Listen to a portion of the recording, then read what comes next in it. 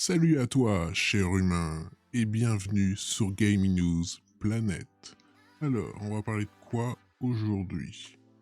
Nous avons deux développeurs de Sucker Punch qui vont être ambassadeurs de la vraie île de Tsushima. Nous avons une trilogie Tomb Raider. Nous avons aussi le président de Tech2, Monsieur Strauss Zelnick, qui veut nous faire payer plus cher les jeux. Il a dit qu'on est prêt. Nous avons aussi un nouveau jeu de EA Motive, selon Jeff Grubb. Et puis aussi la Switch Pro, ou la Switch Plus, ou Super Switch. Elle aurait des exclus. Et ça, je pense que peu de joueurs vont aimer cela.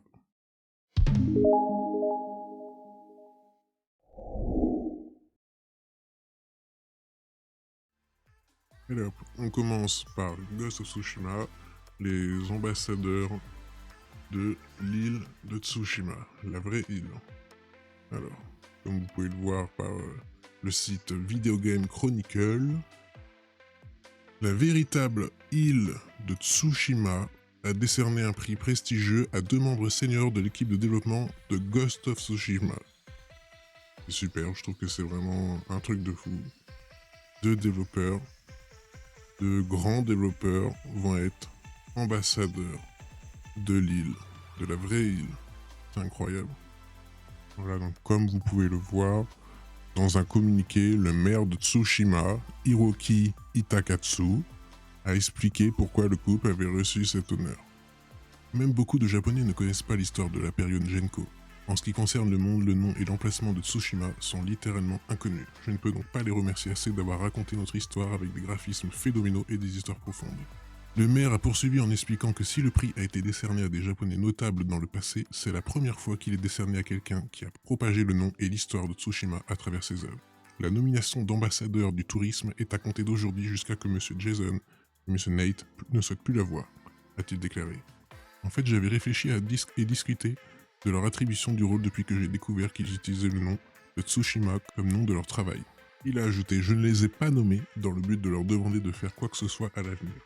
Grâce à eux deux, Sucker Punch Productions et Sony Interactive Entertainment, j'ai entendu des gens du monde entier qui ont découvert Tsushima à travers leur œuvre et qui veulent maintenant voir, connaître et aller à Tsushima. Une fois les restrictions de voyage levées, le maire de Itakatsu a déclaré qu'il aimerait inviter Fox, Connell et toute l'équipe de Sucker Punch à Tsushima et a déclaré qu'il espérait que leur visite les ferait aimer encore plus Tsushima. Et enfin, je voudrais vraiment nommer tous les utilisateurs de Sucker Punch, Sony Interactive Entertainment et jeux qui ont été impliqués dans le travail en tant qu'ambassadeurs du tourisme. Allez hop, deuxième news. Alors, deuxième news, Tomb Raider Definitive Survivor Trilogy. Aurait leaké sur le Microsoft Store. Comme vous pouvez le voir ici sur Resetera. Voilà, donc on aurait une collection Tomb Raider, Rise of the Tomb Raider et Shadow of the Tomb Raider. Face au Microsoft Store, on a eu un leak et il sortirait le 18 mars. Regardez, si on va sur le Microsoft Store maintenant, la page est disparue, comme par hasard. Encore un leak du Microsoft Store. Allez hop, troisième news. Alors, d'après Monsieur Zelnick, Strauss Zelnick, président de Tech2, nous autres joueurs seraient prêts à payer le prix fort pour nos jeux. C'est cela, oui. 80€. Comme vous pouvez le voir ici sur Jeux Vidéo Live, il dit: quand nous avons annoncé le prix de 70$, 80€ chez nous, magie de la conversion, pour NBA 2K de 21, pour nous, nous offrions tout un tas d'expériences extraordinaires et énormément de rejouabilité. La dernière fois que le prix de base a augmenté aux USA, c'était en 2005-2006. Alors nous pensons que les consommateurs seront prêts pour cela. Toutefois, M. Zelnick a tempéré ses propos en faisant bien remarquer que l'augmentation du prix ne sera pas une généralité et sera décidée au cas par cas pour chaque type de jeu.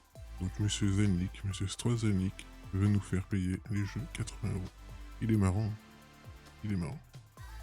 Comme vous pouvez le voir ici, il dit que pour lui, l'augmentation des prix est légitime et les joueurs sont prêts.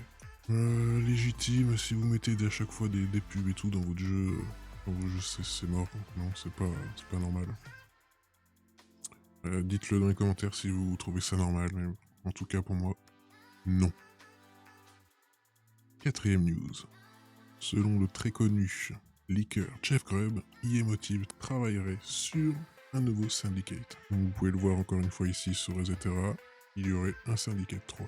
C'est bien marqué sur son dernier podcast, Jeff Grubb, répond à une question demandant sur quoi EA Motive travaille après l'annulation de leur nouvelle IP, à laquelle il répond « Je ne peux pas dire ». Il dit alors que c'est quelque chose qui vous rendra heureux. Et ce serait Syndicate 3. Allez, dernière news. Donc voilà, encore une fois, Resetera. Selon l'insider, parfois très bien informé, Nate Drake, il y aurait des exclusivités sur la Switch Pro. La Switch Pro aurait des exclus. Donc on voit bien ici, il a répondu à un commentaire. Il a dit « Il y aura des exclusivités sélectionnées, en particulier de la part des partenaires tiers, donc éditeurs tiers. Peut-être pas un grand nombre d'entre eux, mais j'en connais au moins un. » Donc la Switch Pro aurait des exclus. Pas une très bonne nouvelle ça. Pas un très bon move, je trouve, de Nintendo. Après si c'est que des éditeurs tiers, certains jeux, comme Red Dead 2, Cyberpunk, ok.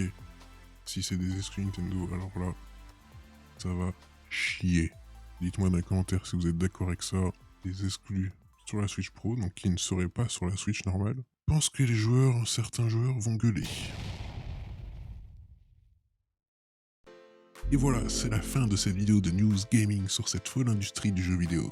N'oubliez pas de vous abonner à la chaîne, de liker cette vidéo si elle vous a plu, de mettre un petit pouce bleu, c'est très important, de me suivre sur Twitter, et moi je vous dis à bientôt pour de nouvelles news sur Gaming News Planet.